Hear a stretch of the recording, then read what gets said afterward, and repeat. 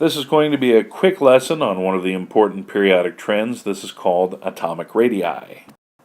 Atomic radii is nothing more than the measure of the size of an atom, and you measure just like in geometry when you're talking about the radius of a circle, you're talking from a point in the center out to the edge. Same thing with atoms. So we're measuring just from the nucleus out to those outermost valence electrons. Okay, the first thing we're going to investigate is what happens to the radii of atoms as you move down a group or a family. We'll focus just here on maybe these three elements: lithium, sodium, and potassium. Probably the easiest way for me to demonstrate this is just to draw out the electron configuration for those three elements, and we will compare them. So let's start with lithium. Lithium should be 1s2 and 2s1. That's lithium's configuration. If I do sodium, it should be 1s2, 2s2, 2p6, and then 3s1. Alright, and let's look finally at potassium. Potassium is 1s2, 2s2, 2p6, 3s2, 3p6, and 4s1. And so as I drew those out, it should be fairly obvious that, okay, as you go down a group, so lithium, sodium, potassium are all members of the alkali metal group, group 1, you'll notice that the electron configurations get bigger. Well, it makes sense that the atoms get bigger because there are more energy levels. Lithium only has 2 energy levels, whereas sodium happens to have 3, potassium has 4. And so as these things are getting bigger, so here's like lithium, here's like the nucleus, here's 1 energy level, here would be like the second.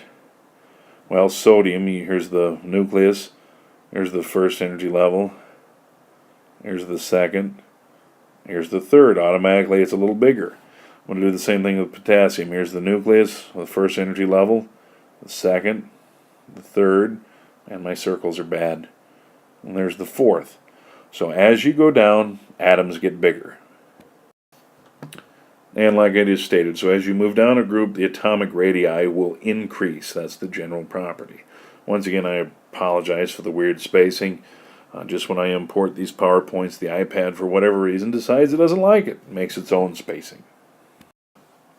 Okay, as we investigate atomic radii as you move across a period, I'm going to pick out a few elements here from the third period. I think I'm going to do sodium, let's do aluminum, and chlorine. And so we're going to look at the size of atomic radii moving across. Okay, once again, I will draw like some electron configurations for these elements. So if I do sodium, sodium's electron configuration is 1s2, 2s2, 2p6, and then 3s1. If I do it for aluminum, it should look like this: 1s2, 2s2, 2p6, 3s2, 3p1. And if I do chlorine, it's 1s2, 2s2, 2p6, 3s2, and then 3p5. Now, logically, you look at these and it's like, well, obviously as you go across it should get bigger because, look, there's more stuff. More electrons naturally should take up more room. And that's what you would think normally. Unfortunately, that is not the case. We have to kind of investigate another kind of property when we look at this phenomenon.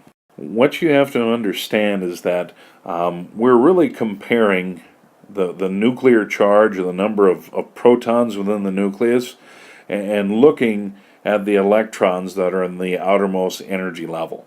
And so let's just take a look. I'm going to just show you, and the first thing I want you to kind of recognize is that notice all of these valence electrons exist in that third energy level. And so when we compare, okay, the number of protons in the nucleus, okay, sodium, atomic number 11, so it has 11 protons. Aluminum has 13, and then chlorine has 17. All right, when you think about this, this should make sense, all right? The first thing you have to realize is that the electrons don't really care that the other electrons are there. The main thing that they're doing is trying to stay out of the other electrons' way. They're really trying to avoid everything else. So really the only other particles they're trying to interact with is that the valence electrons are attracted to, those protons that are in the nucleus. And so if you kind of think of this, so if I am a valence electron that's out in a sodium atom, I am sensing 11 protons pulling on me. All right. If I am a valence electron in aluminum, I have 13 protons pulling on me. Well, 13 should be able to pull me in a little closer than 11 can. We have a larger positive charge, a larger nuclear charge. And then finally look at chlorine. If I am a valence electron in chlorine, I am sensing 17 of them pulling on me. So 17 are definitely going to be able to pull me closer than 13 and 11. And so generally, as you move across a period from left to right, they tend to get smaller.